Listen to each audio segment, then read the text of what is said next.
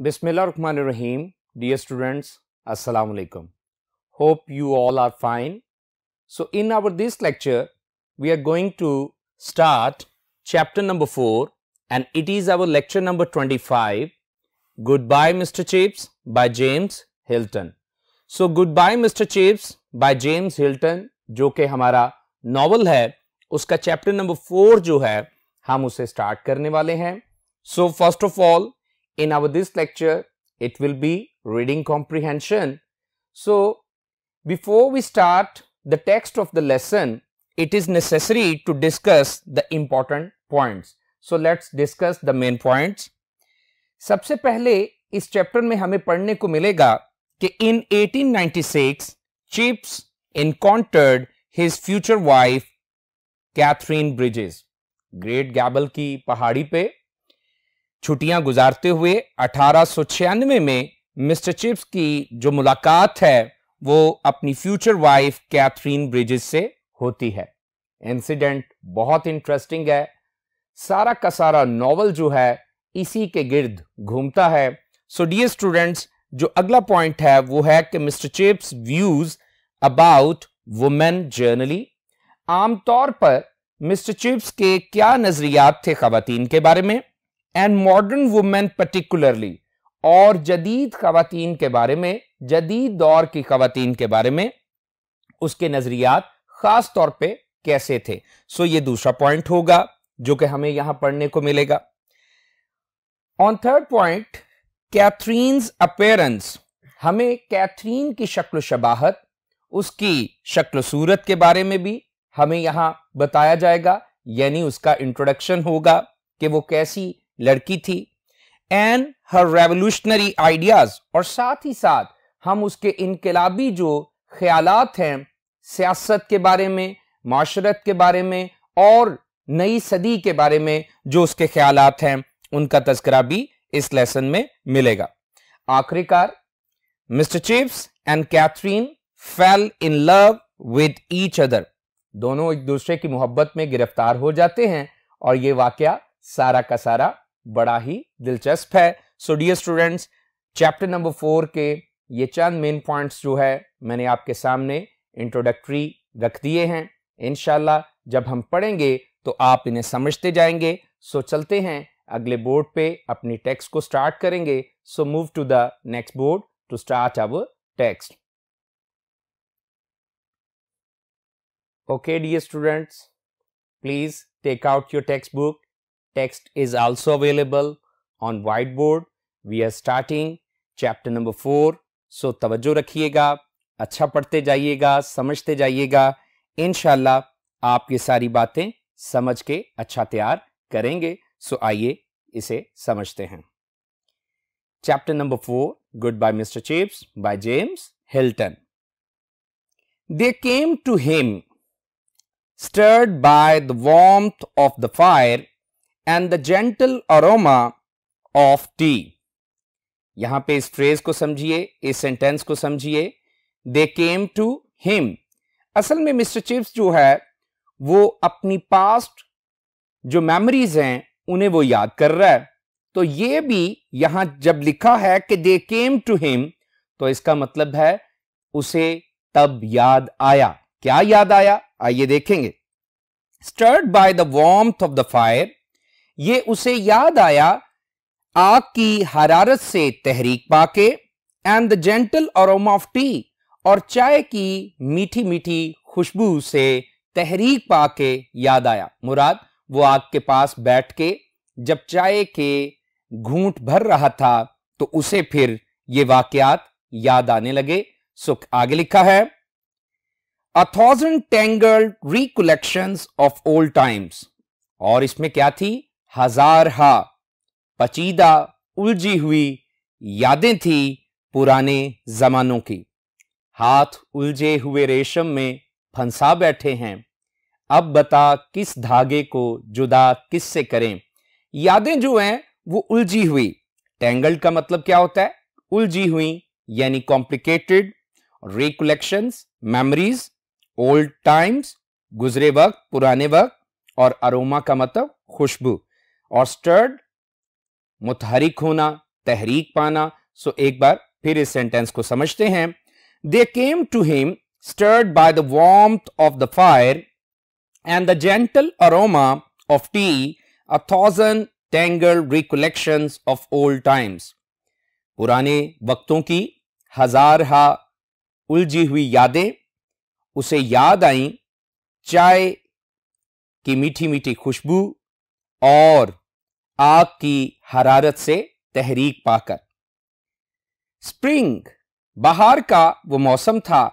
The spring, और एक ऐसी बहार, यहां द स्प्रिंग है तो इसका मतलब है कि यहां स्पेसिफिकेशन है कि बहार कौन सी, ऑफ 1896, ये 1896 की बहार थी। He was 48, an age at which a permanence of habits began to be predictable. वो 48 वर्ष का था, अंडरलाइन कीजिए, 48 ईयर्स ओल्ड था।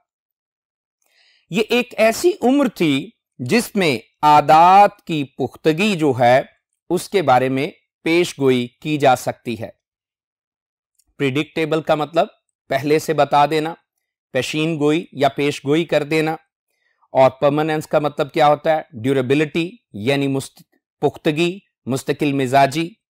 सो दोबारा देख लीजिए कि वो 48 वर्ष का था और ये एक ऐसी उम्र थी जिसमें आदात में पुख्तगी आ चुकी होती है जिनके बारे में पहले से बताया जा सकता है। He had just been appointed house master, वो अभी अभी हाउस मास्टर जो है मुकर्रर किया गया था। हाउस मास्टर क्यों? क्योंकि हाउस मास्टर उस निगरान उस्ताद को कहा जाता है जो बोर्डिंग में ना सिर्फ तालिब इल्मों को पढ़ाता है बल्कि उनकी देखभाल भी करता है।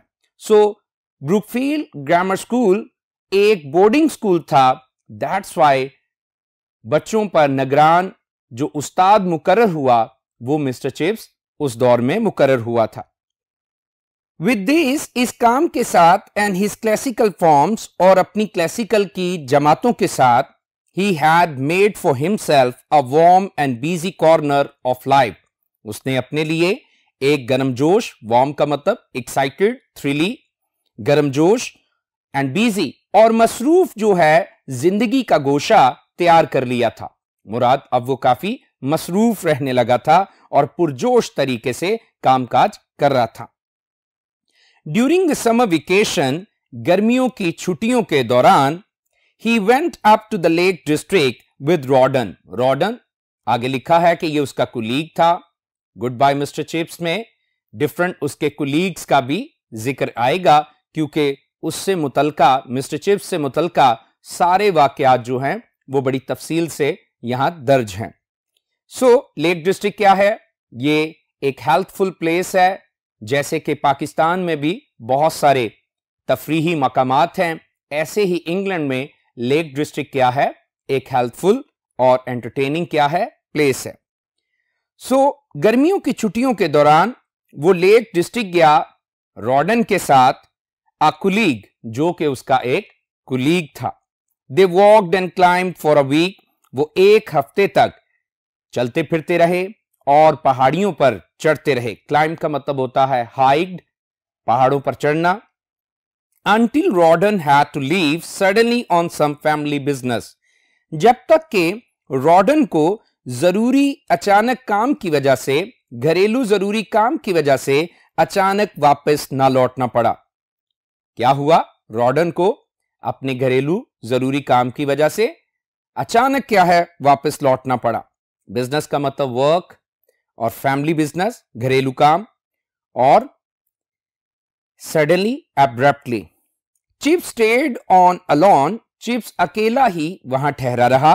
स्टेड ऑन अलोन, अकेला ही वहां ठहरा रहा। कहां? एट वेस्डिल हेड, जगह का नाम है वेस्डिल हेड, पर वो अकेला ही ठहरा रहा। Where he boarded in a small farm house, जहां पे उसने एक छोटे से फार्म हाउस पर, जरी रकबे पर, घर में क्या किया? जरी घर में कयाम किया। बोर्डेड का मतलब स्टेड होता है, लॉज्ड होता है, ठहरना होता है। सो आइए चंद इंपॉर्टेंट सिनोनिम्स को मजीद बोर्ड पे देखते हैं। तवज्जो रखिए और उन्हें दर्ज करते जाइए। Stirred, aroused, awoke, stimulated.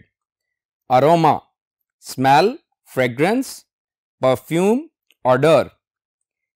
Tangled, complicated, mixed, knotted. Recollections, remembrance, reminder, memory. Predictable, expected, anticipated, forecast. Boarded, housed, stayed, lived. So आइए अगले पैराग्राफ को पढ़ते हैं.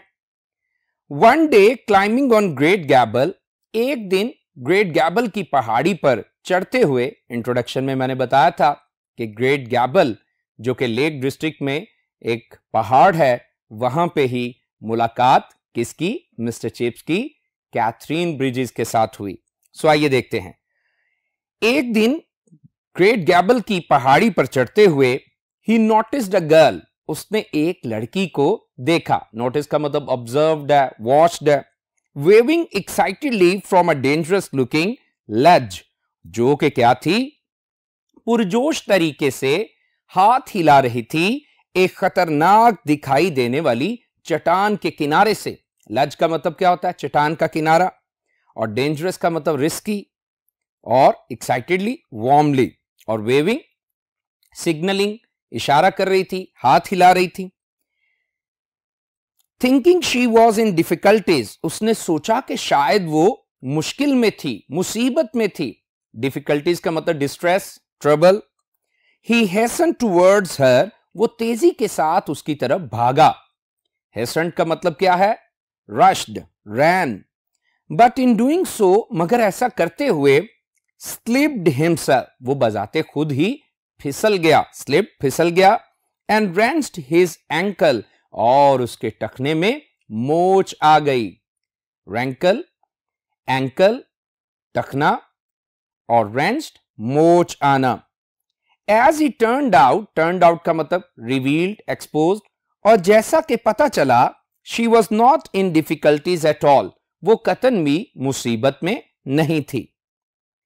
But was merely signalling to a friend further down the mountain, मगर वो महज इशारा कर रही थी नीचे खड़ी, पहाड़ से नीचे खड़ी अपनी सहेली को. सो दूर पहाड़ से नीचे खड़ी अपनी सहेली को वो महज क्या कर रही थी? इशारा कर रही थी. सिग्नलिंग का मतलब इंडिकेटिंग, जेस्टरिंग, जेस्टिकुलेटिंग.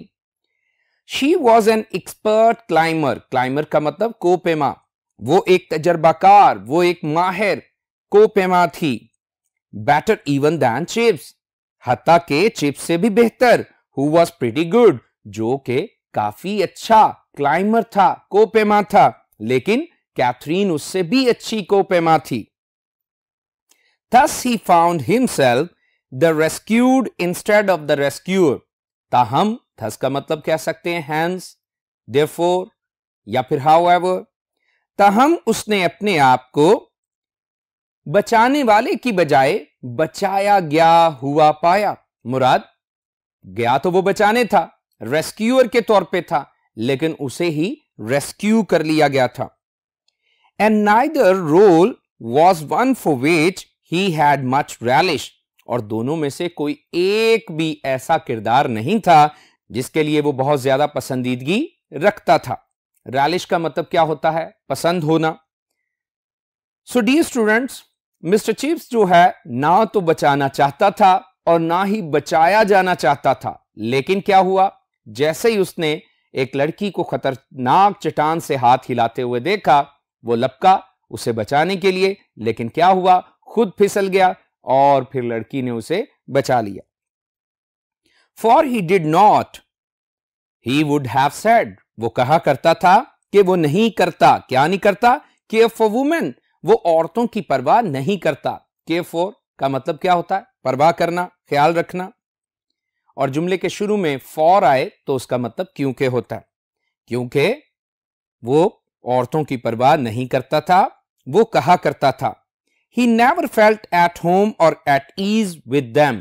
वो उनके साथ बर्ताव करते हुए वो अपने आप को आरामदेह और पुरइत्मीनान महसूस नहीं करता था. At home का मतलब भी at ease ही है, यानी comfortable. And that monstrous creature beginning to be talked about the new woman of the 90s.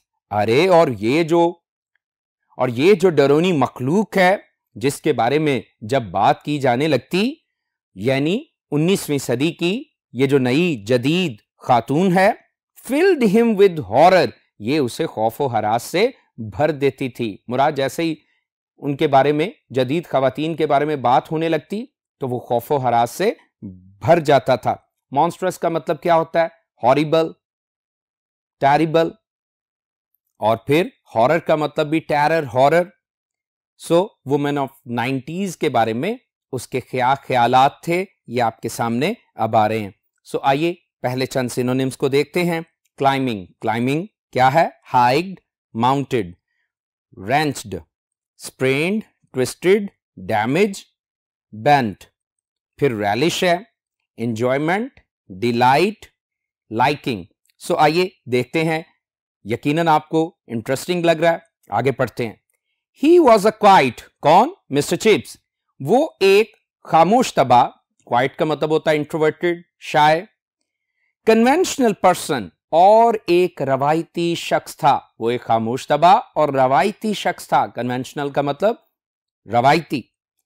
And the world viewed from the haven of Brookfield, और दुनिया जिसे जब वो देखता था अपनी पनाहगाह ब्रुकफील्ड से, seemed to him full of distasteful innovations, ये दुनिया उसे लगती थी कि ये काबिले नफरत ऐजादात से क्या है? भरी हुई है। अब जिद्दतें जो हैं, नयापन जो है, वो मिस्टर चिप्स को पसंद नहीं था, क्योंकि वो एक कन्वेंशनल पर्सन था। तो दुनिया जो है वो उसे क्या लगती थी? Full of distasteful innovations. Innovations का मतलब होता है इन्वेंशंस या न्यूनेस, और डिस्टेस्टफुल का मतलब होता है हेटफुल, एबहॉरिंग। सो आइए देखते हैं। There was a fellow name Bernard Shaw, ये ब्रिटिश राइटर गुजरा है। सो एक आदमी था जिसका नाम क्या था? Bernard Shaw, who had the strangest and most reprehensible opinions, जो कि बहुत ही ज्यादा अजीबोगरीब और बहुत ही ज्यादा काबिले मुजम्मत आरा रखता था। अब ये जो मॉडर्न राइटर है बर्नार्ड शॉ, ये क्या है? हेटफुल था किसके लिए? डिसलाइकेबल था किसके लिए? मिस्टर चिप्स के लिए। मिस्टर चिप्स इसे पसंद नहीं करता था। There was Ibsen too with his disturbing plays, और एक और राइटर का नाम आ गया। ये ड्रामाटिस्ट था, नॉर्वेजियन ड्रामाटिस्ट है, हेनरिक इब्सन। सो कहता है एक और भी शख्स था जिसका नाम इब्सन था, जिसके ड्रामाज, जिसके प्लेज कैसे थे? डिस्टर्बिंग थे, खलल डालने वाले थे। And there was this new craze for bicycling, और इसके साथ ही साथ एक नया जनून था। क्रेज का मतलब मैडनेस, एक नया जनून था बाइसिकल चलाने का। Which was being taken up, adopted, जो कि इख्तियार किया जा रहा था बाय वुमेन, खवातीन उसे इख्तियार कर रही थी, इक्वली विद मैन, किनके शाना बशाना, किनके मसावी? मर्दों के मसावी। सो मिस्टर चिप्स को ऐसे नजरियात और ऐसे जो काम हैं वो पसंद नहीं थे। Chips did not hold with all this modern newness and freedom. Chips जो है वो कबूल नहीं करता था इस सारी की सारी जदीद चीजों को, और इस आजादी को वो पसंद नहीं करता था। आगे देखते हैं। He had a vague notion, उसके जहन में एक गैर वाज़े सा ख्याल था। नोशन का मतलब आइडिया, और वेग का मतलब क्या होता है? Unclear, dubious. सो उसके जहन में एक गैर वाज़े ख्याल था। If he ever formulated it, जिसे के आया उसने कभी तैयार कर लिया था। फॉर्मुलेटेड का मतलब फॉर्म्ड है, मेड, प्रिपेयर्ड है। So that nice women were weak, timid and delicate, ये उसका ख्याल था कि अच्छी जो खवातीन होती हैं वो कमजोर, शर्मीली और नर्मो नाजुक होती हैं। टिमिड का मतलब क्या होता है? शर्मीली, और डेलिकेट का मतलब नर्मो नाजुक। And that nice man treated them with a polite but rather distant शिवलरी, और मर्दों के बारे में उसका ख्याल यह था कि अच्छे जो मर्द होते हैं उम्दा और नफीस जो मर्द होते हैं वो इन खवातीन के साथ बर्ताव करते हैं शाइस्तगी के साथ और कदरे बहादराना फासला रखते हुए बर्ताव करते हैं। सो डिस्टेंट का मतलब रिमोट और शिवलरी का मतलब ब्रेवरी या फिर इसका मतलब जो है वो कर्टसी भी होता है। सो पोलाइट का भी मतलब जो है वो जेंटलनेस है, सिविलिटी है। सो आगे बढ़ते हैं। He had not therefore expected to find a woman on Great Gable. ताहम इसलिए उसे ऐसी तवक्को नहीं थी कि ग्रेट गैबल जैसी पहाड़ी पर उसे कोई खातून, कोई लड़की दिखाई देगी। अब डेफिनेटली वो समझता था कि जो अच्छी खवातीन होती हैं वो कैसी होती हैं, वो शर्मीली होती हैं, वो कमज़ोर होती हैं और नर्मो नाजुक होती हैं। तो फिर ग्रेट गैबल जैसी पहाड़ी पे चढ़ना तो ये नामुमकिन था। आइए देखते हैं। बट हैविंग इनकाउंटर्ड का मतलब मैट, लेकिन जब मुलाकात हो गई वन किसी एक लड़की से, खातून से, who seem to need masculine help, जिसे लगता था कि मर्दाना मदद की, एक मर्द की मदद की जरूरत थी। Masculine definitely about man and help का मतलब एड। सो ऐसा लगता था कि उसे किसी मर्द की मदद की जरूरत है। It was even more terrifying horrifying, और ये बात कदरे इससे भी ज्यादा खौफनाक थी, that she should turn the tables by helping him, कि उसने तो पांसा ही पलट दिया, उसने तो खेल ही बदल दिया। क्या करके? उसकी मदद करके, यानी एक मर्द की मदद करके। लग तो रहा था कि एक मर्द की उसे जरूरत है, लेकिन जब वो मर्द भाग कर गया उसे बचाने के लिए, लेकिन लड़की ने उस मर्द की मदद करके पांसा ही पलट दिया। टर्न द टेबल्स ये इडियम है, पांसा पलटना। फॉर शी डिड, क्योंकि उसने ऐसा किया। She and her friend had to, उसको और उसकी सहेली को ऐसा करना पड़ा। हैड टू ऑब्लिगेशन को इंडिकेट कर रहा है, कंपल्शन को, और उसके साथ ये भी जाहिर हो गया कि कैथरीन की वहां जो दोस्त नीचे खड़ी थी उसने भी क्या की? मिस्टर चिप्स की मदद की थी। He could scarcely walk, scarcely hardly barely, वो बामुश्किल ही चल सकता था। And it was a hard job getting him down the steep track to Westdale, और ये एक मुश्किल काम था कि उसे क्या है, उस ढलवानी और अमूदी रास्ते से नीचे उतार के वेस्टडेल ले जाया जाए। वेस्टडेल हैड जहां पे फार्म हाउस में कयाम किया हुआ था मिस्टर चिप्स ने। सो आइए डियर स्टूडेंट्स, हम चंद सिनोनिम्स को डिस्कस करते हैं। Conventional, traditional, orthodox, old fashion, haven, shelter, refuge, protection, distasteful, unpleasant, disagreeable, objectionable, innovations, newness, change, addition, reprehensible, objectionable, odious, disgraceful, vague, unclear, obscure, uncertain, unspecified, timid, shy, bashful, nervous, chivalry, courtesy, bravery, nobility. So आइए थोड़ी बातें और सीखते हैं। अभी introduction आने वाला है कैथरीन के बारे में। सो आइए देखते हैं कि उसकी अपीयरेंस कैसी थी। Her name was Catherine Bridges, अरे उसका नाम कैथरीन ब्रिजेस था। शी वॉज 25, अंडरलाइन करते जाइए, वो 25 वर्ष की थी। Young enough to be Chips daughter, और वो इतनी जवान थी कि चिप्स की जैसे के इस उम्र की बेटी हो। सच है 48 इयर्स ओल्ड शख्स की अगर टाइमली क्या है वो शादी हो तो फिर क्या है, इतनी उम्र की उसकी बेटी हो सकती है। She had blue flashing eyes and freckled cheeks and smooth straw coloured hair. तो देख लीजिए उसकी अपीयरेंस, उसकी नीली चमकदार आंखें थी और उसके धब्बेदार क्या है, गाल थे, और उसके नरमो मुलायम भूरे रंग के, सुनहरे रंग के बाल थे। So dear students, blue flashing eyes, तो आप समझ गए फ्रैकल्ड का मतलब डिम्पल्ड, स्पॉटेड, और स्मूथ का मतलब सॉफ्ट या स्लीक। सो आगे चलते हैं। She too was staying at a farm, वो भी छुट्टियां गुजारने आई हुई थी। तो लिखा है कि वो भी एक फार्म हाउस पे रुकी हुई थी, उसने भी एक फार्म हाउस पे क्याम किया हुआ था। On holiday with a girlfriend, और वो भी छुट्टी गुजारने अपनी एक सहेली के साथ आई हुई थी।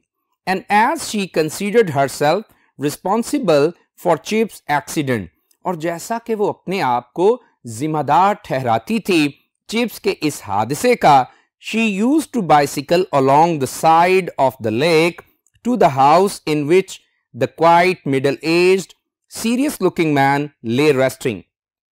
वो बाइसिकल चलाकर आ जाया करती थी झील के साथ साथ उस घर में जहां पे वो खामोश तबा, दरमियानी उम्र का या उधेड़ उम्र का और संजीदा दिखाई देने वाला शख्स लेट कर आराम किया करता था।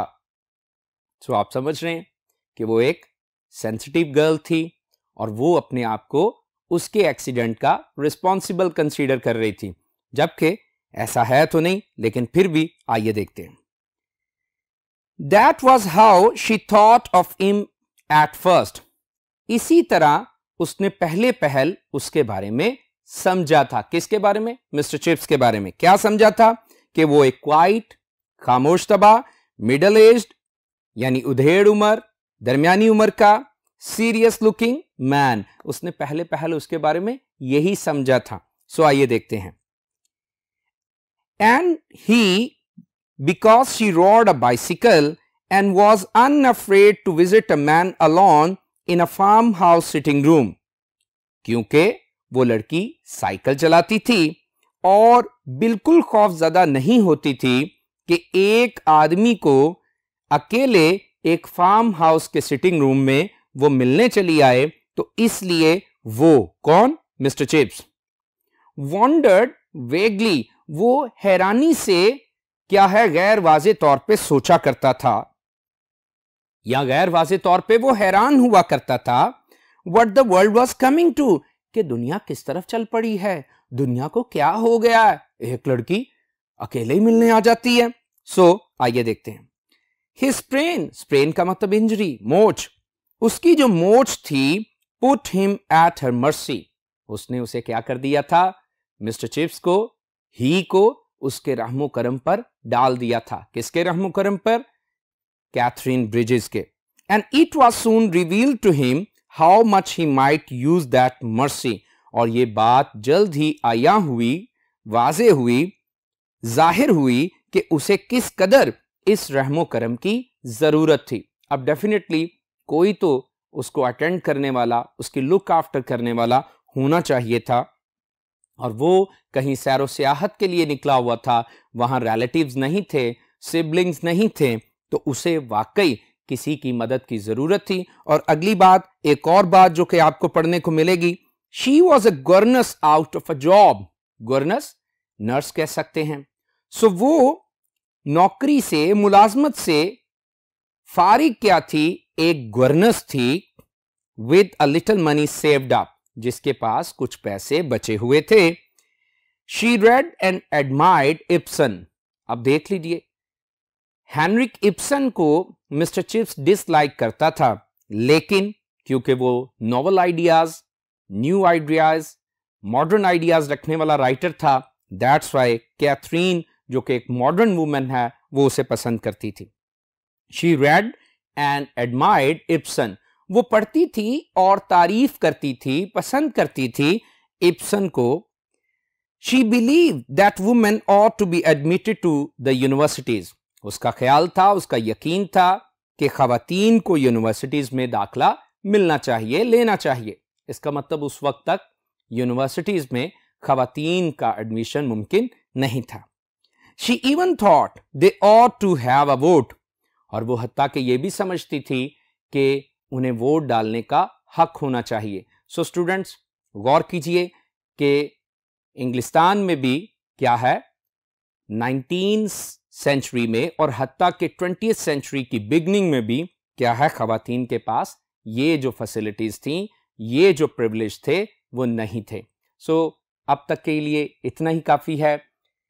आपको चैप्टर नंबर 4 का जो कुछ हिस्सा है पढ़ा दिया गया है, यकीनन आपने कॉम्प्रिहेंड किया होगा। इंशाल्लाह कमिंग लेक्चर में हम इस चैप्टर को कंक्लूड करेंगे और साथ ही साथ इसकी एक्सरसाइज भी सॉल्व करेंगे। So thank you so much, may God bless.